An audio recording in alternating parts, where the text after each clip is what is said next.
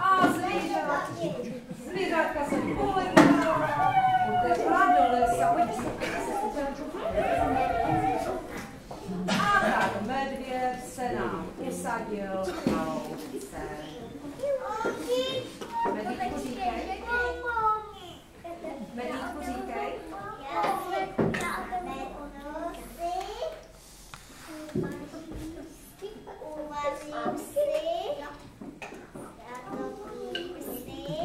Terina, tam terina. No, to je terina, víš?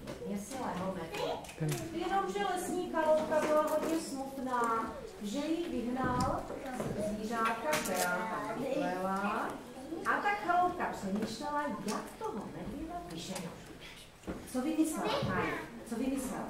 Otevřela okna. Já otevřela okna. A do chaloupky vletěl silný mráz. V chaloupce byla veliká zima.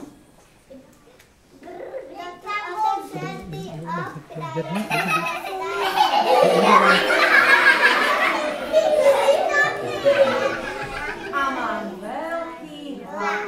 Soukudu dělat. Đứng một đi, bê đi.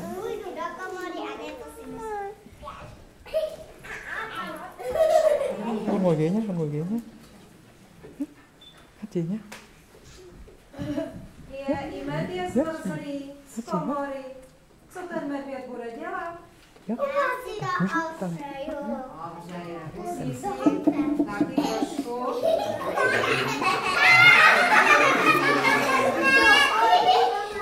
Zatopit. Tam nebude stát Teresko, to tam jenom polož. Musí si zatopit. A chaloupka vymyslela druhou les. Jak si medvěd zatopil, přiklopila chaloupka komu velkou cihlou a do chaloupky se valil dým.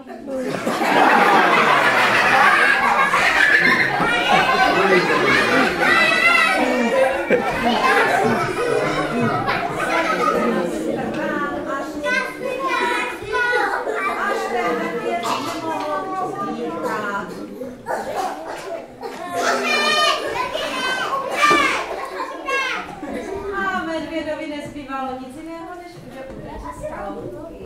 Zvířátka, co tam původně bydlela, se mohla zase vrátit a hospodařit v chaloupce. A to, že pohádka dopadla dobře, my jim ještě zaspíváme a zatančíme.